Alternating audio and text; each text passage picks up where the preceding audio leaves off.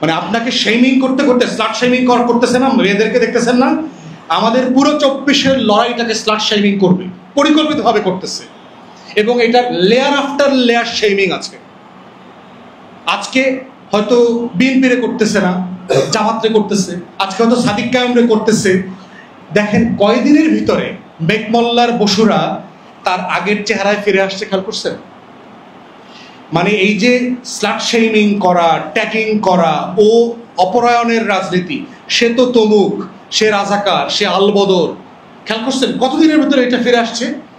বামের খাওয়া ছিল, এইসব পোলাপানের খানা ছিল গত ক্যাম্পাসে গত বছর। তো দেখেন 1 বছরের ভিতরে তারা কোথায় ফিরে আসছে। এবং এই ফিরে আসাটা যদি বাংলাদেশের রাজনৈতিক দলগুলো অ্যালাউ করে কন্টিনিউয়াসলি, ঠিকই ফর্মে সে ফিরবে।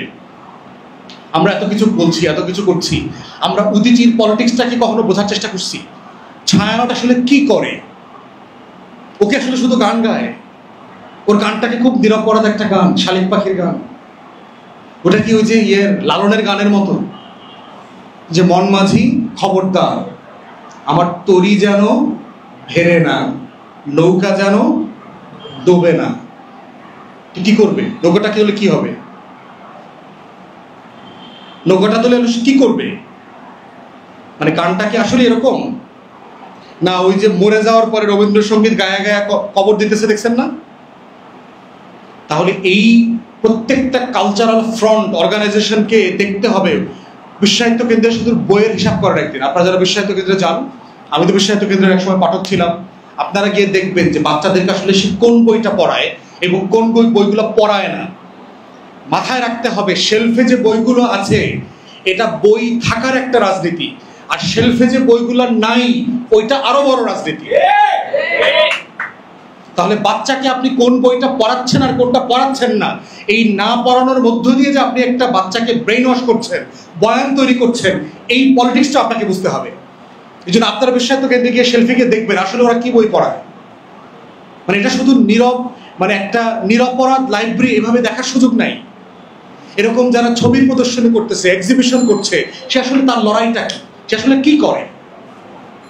তাহলে এই 24কে কেন্দ্র করে আমার প্রত্যেকটা কালচারাল ফ্রন্টকে নতুন করে চ্যালেঞ্জ করতে হবে, তাকে নতুন করে নতুন চোখ দিয়ে দেখতে হবে যে কেন পাঠ্যপুস্তকে এই লেখকের বই পড়ানো হচ্ছে, এই লেখকের কবিতা পড়ানো হচ্ছে, এই লেখকের প্রবন্ধ পড়ানো হচ্ছে, কিন্তু আমার আজাদির লড়াইয়ের শত শত বছরের পক্ষের কোনো গল্প নাই কেন?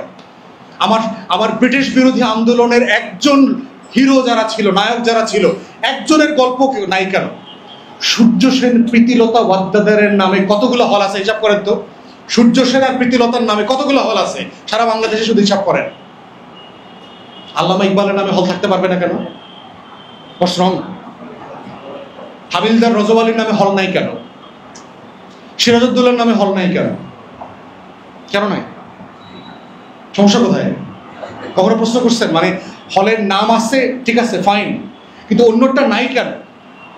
এবং প্রীতিলতার নামে হল করতে হবে এটা নিয়ে এই দেশে তো আন্দোলন হয়েছে। তো সূর্য সেন প্রীতিলতাকে, ক্ষুদিরাম দেখছেন না, একবার কি জানো ওর গান বানাইছে না? হ্যাঁ, একবার বিদায় দে না। তাহলে আমার সিরাজউদ্দৌলা নিয়ে গান নাই কেন? তাহলে যারা গত শতাব্দীতে হিন্দুত্ববাদী রাজনীতি করছে, আজকের বিজেপির রাজনীতি করছে, তাকে বাংলাদেশের তরুণদের কাছে, যুবকদের কাছে আইডিয়াল নায়ক বানানো হচ্ছে। আর সিরাজউদ্দৌলাকে বলা হচ্ছে কাপুরুষ ছিল, নারী আসক্ত ছিল। দেখবেন সিরাজউদ্দৌলার টাইটেলগুলো দেখবেন, সিরাজউদ্দৌলা সার্চ করেন, খুবই দুর্বল শাসক ছিল, এ আসলে পতনের উপযোগী ছিল। ফ্রেমিংটা দেখেন, এই ফ্রেমিংটা হচ্ছে বয়ান, এবং এই ফ্রেমটা কে করছে, এই ক্যারেক্টারগুলো বোঝাও আপনার জরুরি। কোন কোন বাংলা পত্রিকা, কোন কোন ইংরেজি পত্রিকা। একসময় আমাদের ছোটবেলায় আপনার ওই মৃত্যুর পরে না ফেরার দেশে চলে গেছে এরকম কোনো কথা শুনি নাই কোনোদিন। উনি ইন্তেকাল করেছেন এবং ব্র্যাকেটে ইন্না লিল্লাহি ওয়া ইন্না ইলাইহি রাজিউন লেখা থাকতো। এখন কি লেখে বড় বড় পত্রিকাগুলো? না ফেরার দেশে চলে গেছে। দাফন কাফন লেখে না, কি লেখে? শুধু শেষকৃত্য না, লাশ কি বলে? সব বলে মরদেহ বলে, খেয়াল করছেন, লাশ বলে না। তাহলে দেখেন এই যে শব্দের মধ্য দিয়ে দিয়ে আমার প্রত্যেকটা শব্দের সাথে কিন্তু আমার বিশ্বাস, আমার লড়াই, আমার ইতিহাসের পরম্পরা জড়িত আছে। ইন্তেকাল শব্দ কি শুধু একটা ইন্তেকাল, একটা ওয়ার্ড, একটা শব্দ? এটা একটা ফিলিংস, এটা একটা আমার লড়াই, আমার বিশ্বাস, আমার সবকিছু জড়িত আছে। আমার কালচার, আমার তাহজিব তামুদ্দুন সবকিছু জড়িত না এই শব্দের সাথে। ইন্তেকালের মানে কি? এই জন্য আরবরা যখন দেখেছি, আরবরা বলে, অমুকের নাম বলে বলে ইন্তেকালা ইলা রাহমাতিল্লাহ, তিনি আল্লাহর রহমতের দিকে চলে গেছেন। আমরা যারা পরকালে বিশ্বাস করি, আমরা তো না ফেরার দেশে বলতে চাই, ওই কোনো দেশ নাই তো আছে? ওই রকম দেশ থাকলে তো মানচিত্রে থাকতো। না ফেরার দেশ নামে তো একটা দেশ থাকলে তো মানচিত্রে থাকতো না। মানচিত্রে এরকম কোনো দেশ নাই তো। তাহলে যেই দেশের নাম মানচিত্রে নাই সেটা দেশ হয় কিভাবে? দেশ মানে তো যেখানে গিয়ে বাস করা যায়। তাহলে ওই দেশটা তো বাস করার মতো দেশ না। বাস করার মতো দেশ হলে তো ওটা মানচিত্রে থাকতো। তাহলে আমি এমন একটা দেশে যাচ্ছি যেই দেশটাকে আসলে আপনি এই শব্দে ব্যাখ্যা করতে পারবেন না। আমরা যদি বারজাখের জীবন বলি অথবা পরকাল বলি, সেটাকে না ফেরার দেশ দিয়ে আপনি ইন্টারপ্রেট করতে পারবেন? এই শব্দে বোঝা যায় ওটা দুনিয়া ছেড়ে চলে গেছে, এটা বলতে হবে, তো আর এক দুনিয়া তো।